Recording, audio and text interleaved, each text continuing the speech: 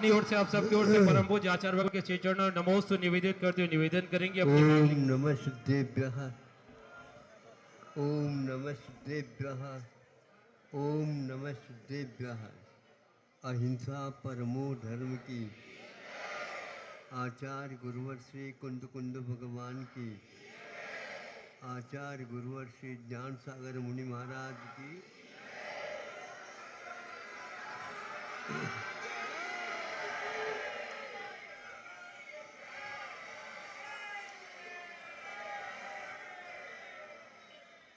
एक विशेष बात, जब तीर्थंकरों का इतना अध्यय रहता है,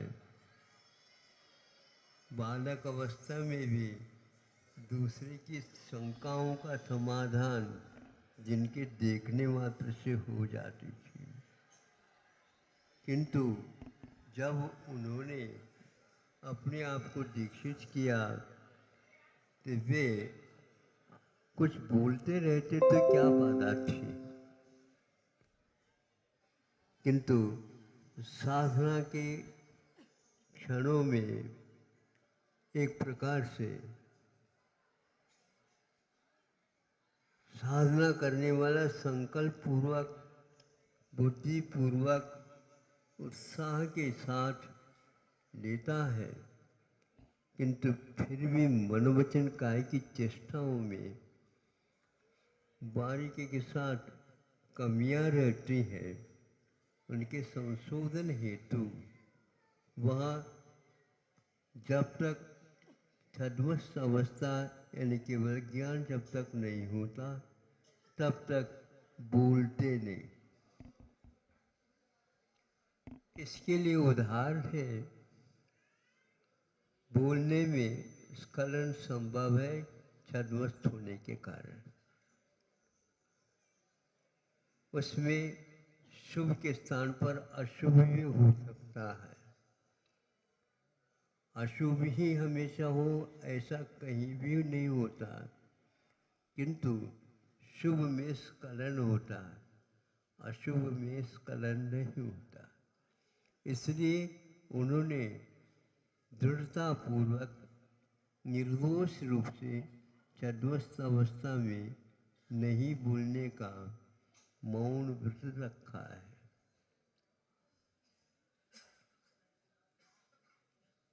जब बोलते हैं बिना प्रमाद की भूमिका के बोलना संभव प्रारंभ हो ही नहीं सकता, और प्रमाद के काल में ही अप्रमत्त रहता नहीं, इसलिए उस समय यह स्खलन अनिवार्य होता है। इसको बुद्धिपूर्वक रोकने के लिए उनकी साधना मौन रूप से होती है। हम बोलते रहते हैं, इसको नहीं समझ पाते क्या उसका अर्थ होता है, क्या उसका उद्देश्य होता है, किसके लिए, कब हमारे बोलने से कष्ट हो सकता है, होता है, ये हम नहीं समझते। छोटे छोटे क्षुद्र प्राणी, यानी प्राणी का मतलब कीटाणु आदि ही रहते हैं, वे भी आहत को प्राप्त हो जाते हैं कि उनको भी कष्ट होता है। इसलिए वो छद्मस्त काल में बोलते नहीं बोलते हैं, गुप्ती पलती है। बोलते हैं, स्खलन हो सकता है, इसलिए दोष लगता है, इसलिए वे हमेशा हमेशा गुप्ती के पालन करते रहते। गुप्ती भी हमेशा नहीं रह पाती है, किंतु संयम पूर्वक वो समितियों का मतलब बोलने का त्याग होने के कारण उससे भी बच जाते हैं और उनकी विशुद्धि होती चली जाती है। कोई भी व्यक्ति अपना वाहन का चालन करते हुए कितने भी करे वो, वह बहुत ही जोखिमदार क्या यूँ कहना चाहिए, बहुत ही कठिनाई से उसका पालन कर सकता है। ऐसा नहीं कि आराम के साथ चले जाओ। कुछ ऐसे भी वाहन होते हैं जैसे रेलगाड़ी है, उसके लिए सामने सामने बैठे रहे ये कोई अनिवार्य नहीं होता, लेकिन सावधानी अनिवार्य हो जाती है। सावधानी बहुत कठिन होती है। आप ज्ञान के स्वभाव ही है, किंतु सावधानी के स्वभाव नहीं। सावधान एक अंतर्मुहूर्त में वह छूट जाएगा, ज्ञान कभी भी छूटता नहीं। इतना अंतर समिति और गुप्त में हुआ करती है। आप लोग जब पालन करते ही रहते हैं तो आप गुप्ती में रहने का उपक्रम कर सकते हैं। नहीं हो पाता है, इसलिए कायोत्सर करके उस प्रमादजन्य गलतियों के लिए वह महाराज हमेशा हमेशा काय के प्रति, वचन के प्रति और मन के प्रति असावधानियों का दूरीकरण करते रहते हैं। जैसे अभी ये आप लोग समझ लें, बोल रहे थे बोलते बोलते अर्घ में